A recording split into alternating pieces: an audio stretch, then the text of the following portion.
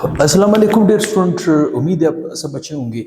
जैसे हम gases loss को डिस्कस कर रहे थे, मेरे ख्याल में वो तस्वीर सही आ रही है, आवाज़ सही होगी, बुफर मुफर तो नहीं हो रहा होगा। कैमरे में आज थोड़ा सा डिफेक्ट आ रहा है। बहरहाल कोशिश करूँगा मैं आपके लिए अच्छा साफ वीडियो बना सकूँ। बहरहाल हम गैसेस लॉस को डिस्कस कर रहे थे, हमने कहा 3 लॉस को हम डिस्कस करेंगे, उनको कंबाइन करके एक सिंगल लॉ भी बनाया जाएगा, वो भी डिस्कस किया जाएगा। बॉयज़ लॉ को मैं डिस्कस कर चुका हूँ with its graphical and mathematical representation.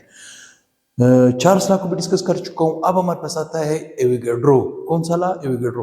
वैसे आपको बुक में दिया हुआ है एवोगैड्रो लॉ को आप 3 तरह से डिफाइन करते हो। मैं 2 सॉलिड डिफिनेशन आपको बताऊंगा और उसी को प्रूव करने की कोशिश करूंगा।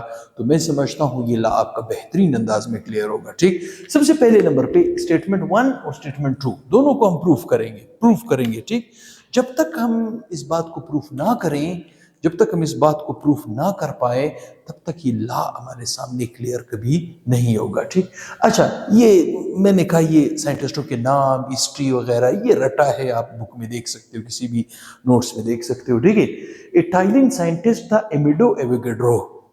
इसने इस लॉ को वैसे 1811 में पेश किया, लेकिन उस वक्त एक्सेप्ट नहीं हुआ था। आखिर में ये जाके 1858 में एक्सेप्ट हुआ। ठीक ठीक, और इसे माना गया, इस लॉ को लॉ की शेप दी गई। ठीक, तो सबसे पहले नंबर पे मैं पहला डिफिनेशन इसका दिख रहा हूं, या पहला डिफिनेशन में इसको, अच्छा, ये जो स्टेटमेंट नंबर 1 में आपको बता रहा हूं, ये है मैथमेटिकल स्टेटमेंट। मैंने क्या लफ्ज इस्तेमाल किया? मैथमेटिक्स, क्योंकि मैं मैथमेटिक्स को इन्वॉल्व करके इसको प्रूव करके दूंगा।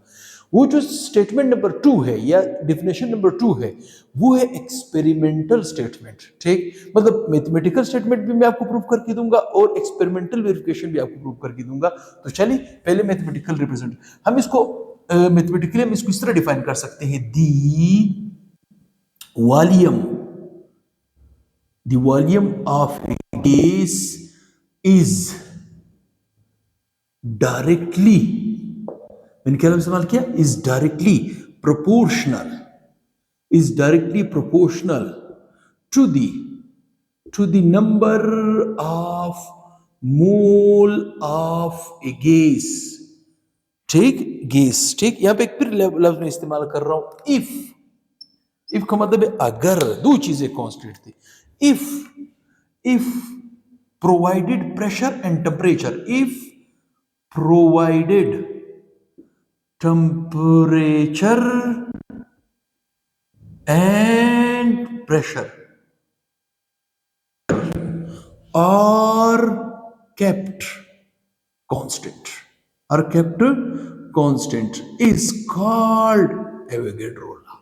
उसे क्या कहा जाएगा? एवोगैड्रो लॉ कहा जाएगा। देखिए, ये जो स्टेटमेंट मैंने लिखी है, ये स्टेटमेंट मैथमेटिकल है। इसका मतलब मैं इसको मैथमेटिकली रिप्रेजेंट कर सकता हूँ। बड़ा आसान है, बड़ा दिलचस्प। जैसे हम बॉयज को डिस्कस कर रहे थे, चार्ल्स लॉ को डिस्कस कर रहे थे, उसी तरह हम इसको भी डिस्कस कर सकते हैं। ठीक, तो मैं यहाँ पे लिख रहा हूँ मैथमेटिकल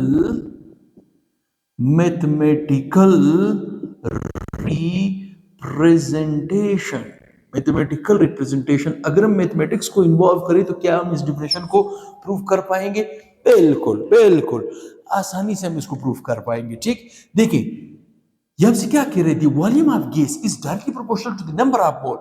इसका मतलब है मैं कह सकता हूं V is directly proportional to N। Number of mole का मतलब क्या है? N, क्योंकि स्टार्ट में मैंने आपको कहा था अमाउंट और वॉल्यूम रिलेशनशिप है ये। अमाउंट का मतलब क्या है? मोल की बात हो रही। किसकी बात हो रही? मोल की। ठीक, volume is directly proportional to number of mole. दो चीजें कांस्टेंट होनी चाहिए, टेम्परेचर एंड प्रेशर को आपने कांस्टेंट कंसीडर करना होगा। मतलब जो टेम्परेचर उस वक्त सिस्टम का मौजूद है, जो उसके ऊपर लगने वाला प्रेशर है, वो उसी तरह रहे। और अगर आप वॉल्यूम बढ़ाओगे, मतलब नंबर ऑफ मोल ज्यादा करोगे, वॉल्यूम इंक्रीज होगा। नंबर ऑफ मोल कम करोगे, वॉल्यूम डिक्रीज होगा। जैसे मैं एक मिसाल देता हूं आपको। आप लोगों ने साइकिल का टायर भरवाया होगा या मोटरसाइकिल का साइड भरवाया होगा। ठीक, हम पंप के ऊपर प्रेशर लगाते हैं। ठीक, पंप से नंबर ऑफ मॉलिक्यूल्स निकल जाते हैं, और वो नंबर ऑफ मॉलिक्यूल्स कहां पे जाते हैं? टायर के अंदर ठहर भी उसका वॉल्यूम बढ़ जाता है। तो नंबर ऑफ मोल की इंक्रीज करने से वॉल्यूम क्या हो जाता है, इंक्रीज, या वॉल्यूम को इंक्रीज करने से नंबर ऑफ मोल क्या हो जाता है, इंक्रीज। जैसे आपको ये बता चुका हूं कि इस निशान को क्या कहा जाता है, प्रोपोर्शनलिटी कांस्टेंट। जब आप इसको हटाओगे इसकी जगह क्या लगाओगे, दो चीजें, is equal to n constant. तो मैं यहाँ पे कह सकता हूँ V is equal to constant into n, ठीक। इक्वेशन ये बन जाएगा। हर लॉ में कांस्टेंट होता है, जैसे बॉयज लॉ में था, चार्ल्स लॉ में था, तो विगेड्रो लॉ में भी है। तो कांस्टेंट हम यहाँ पे इस्तेमाल करके v इज इक्वल टू के एन। चूंकि हम रिलेशन अमाउंट मतलब नंबर ऑफ मोल और वॉल्यूम का डिस्कस कर रहे हैं, नंबर ऑफ मोल और वॉल्यूम का डिस्कस कर रहे हैं, तो यहाँ पे देखिए, यहाँ पे ये वॉल्यूम है, ये नंबर ऑफ मोल है। तो इस नंबर ऑफ मोल को मैं यहाँ पे लाने के लिए क्या करूंगा, छोटा सा मैथमेटिक्स इस्तेमाल करूंगा, v इज इक्वल टू के एन। इस एन को यहां पे लाने के लिए मैं क्या करूंगा, 1 अपॉन एन से मल्टीप्लाई करूंगा। यहां पे भी मैं 1 अपॉन एन से मल्टीप्लाई करूंगा, ताकि एन एन को कैंसिल कर दे, ताकि एन एन एन को कैंसिल कर दे, ठीक। और एन यहां पे आ जाए तो आपके पास बन जाएगा v divided by n is equal to के।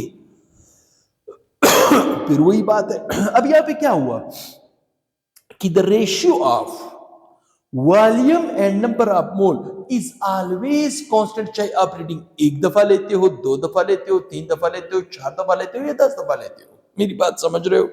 इसका मतलब है अगर मुझे ये पता चला कि ratio of volume into number of mole is equal to constant, तो हम ये कह सकते हैं कि अगर initial volume initial number of mole अगर के बराबर है, final volume final number of mole भी के बराबर होगा।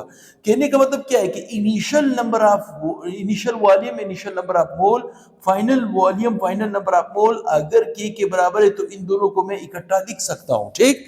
जब मैं इनको इकट्ठा लिखूंगा तो मैं लिखूंगा v1 डिवाइडेड बाई n1 बराबर है v2 divided by n2। It is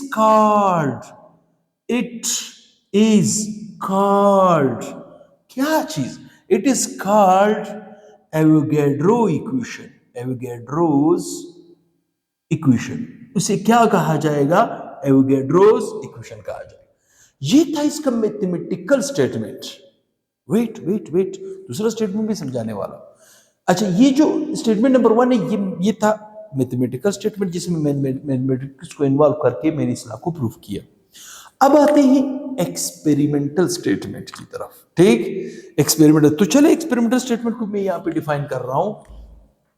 मैं यहां पे कह सकता हूं the equal number of volume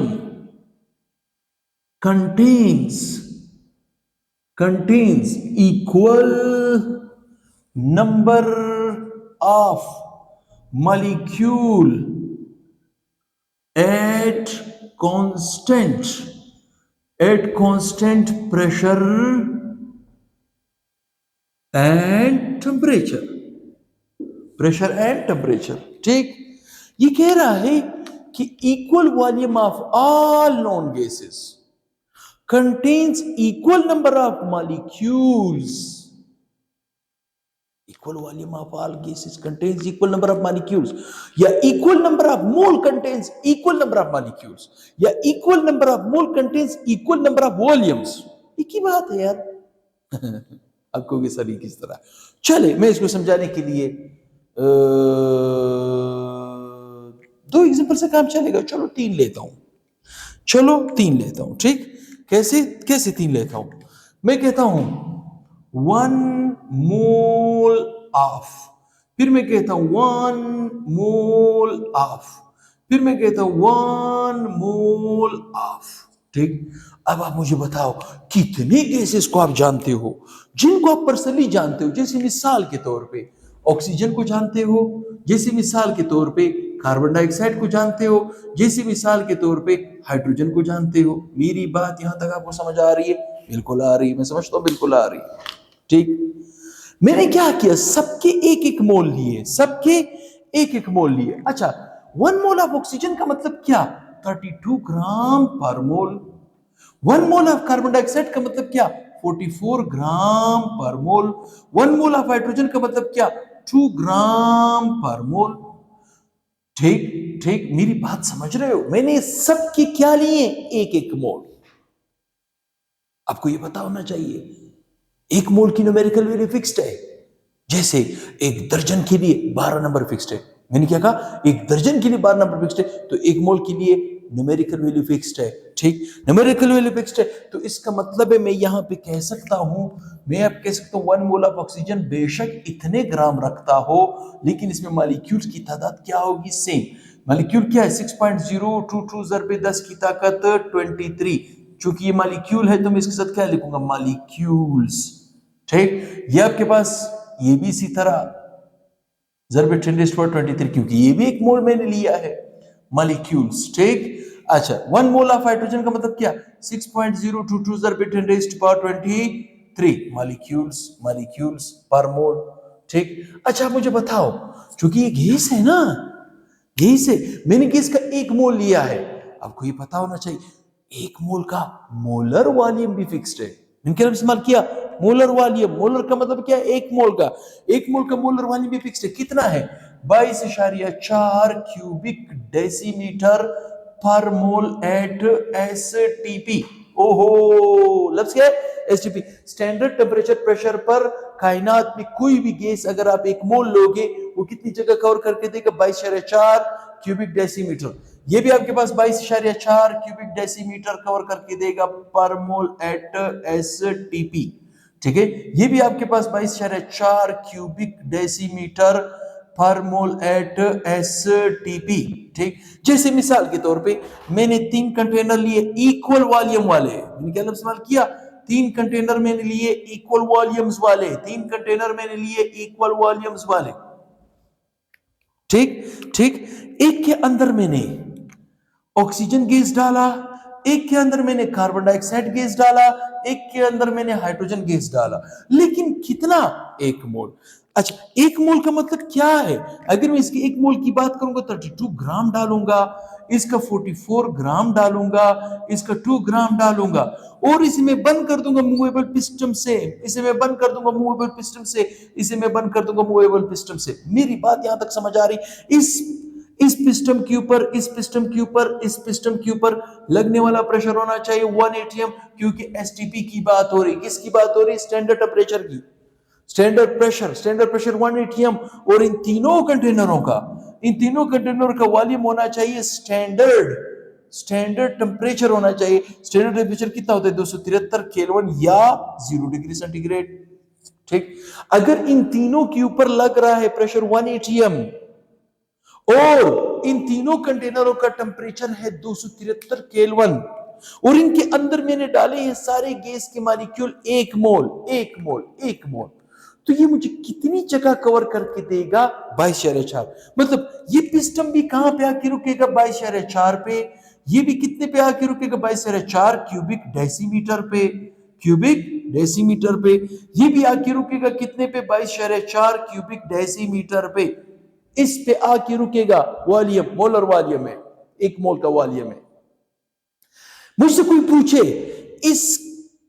इस कंटेनर के अंदर जो आपने ऑक्सीजन की 32 ग्राम डाले हैं, इसके एक्चुअल मॉलिक्यूल्स की तादाद क्या होगी? आप कहोगे सर 6.022 ज़रबे 10⁻23 पार्टिकल्स इसमें होंगे, इसमें भी होंगे, इसमें भी होंगे, इसमें भी होंगे। तो अब आप मुझे बताओ, इस चार्ट को जरा देखो गौर से, जरा देखो गौर से। देखिए, ये है मोलर मास m, ठीक, ये है मॉलिक्यूल्स कैपिटल N, ठीक है, और ये है आपके पास मोलर वॉल्यूम।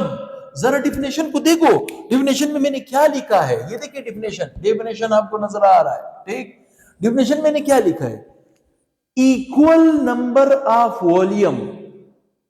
देखिए, मैंने ऑक्सीजन लिया, कार्बन डाइऑक्साइड लिया और हाइड्रोजन लिया, तमाम का मैंने वॉल्यूम देखिए, वॉल्यूम मैंने तमाम का क्या लिया? Molar.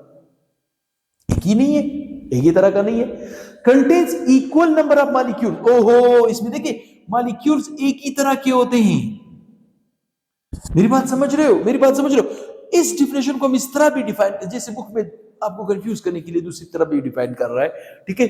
The equal number of volume की जगह equal number of molecules, moles भी कह सकते हो, equal number of moles contains equal number of molecules, contains equal number of volumes, but contains different masses। ओहो, सिर्फ मास में फर्क है, सिर्फ मास में फर्क है। अगर आपने मुख्तलिफ गैसेस सेम कंटेनर में लिए और सबका आपने एक एक मोल लिया, मैंने क्या इस्तेमाल किया, एक एक मोल, तो उसके वो जो अगर मूवेबल पिस्टन था, वो पिस्टन कहां पे आके रुकेगा, 22.4 पे आके रुकेगा, और उसके ऊपर बेशक उसके ऊपर प्रेशर होना चाहिए 1 एटीएम, क्या होना चाहिए, 1 एटीएम, ठीक, 1 एटीएम प्रेशर होना चाहिए, और उसका टेम्परेचर अगर 273 था, तो फिर वो आपको कितनी जगह कवर करके देगा, 22.4 क्यूबिक डेसीमीटर। उसके अंदर मॉलिक्यूल्स की तादाद क्या होगी, वोगाड्रो नंबर वाली तादाद होगी, और उसका वॉल्यूम कितने पे आके रुके, 22.4 पे। तो ये था मैथमेटिकल, किसी ने स्टेटमेंट, किसी ने दोनों स्टेटमेंट को अच्छी तरह समझा हो, मैं समझता हूं मैंने कोई ऐसा पॉइंट नहीं छोड़ा है।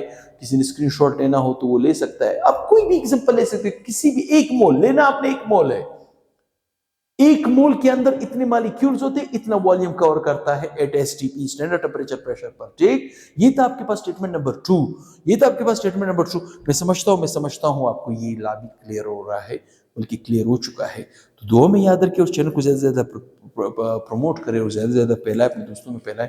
इंशाल्लाह ये चैनल आपकी बहुत ज्यादा मदद कर रहा है। तो बहुत ही जल्द नेक्स्ट वीडियो के साथ हाजिर होऊंगा। सब्सक्राइब का बटन दबाएं, अच्छे अच्छे लाइक्स दिया करें, अच्छे अच्छे कमेंट्स दिया करें। सलाम अलैकुम।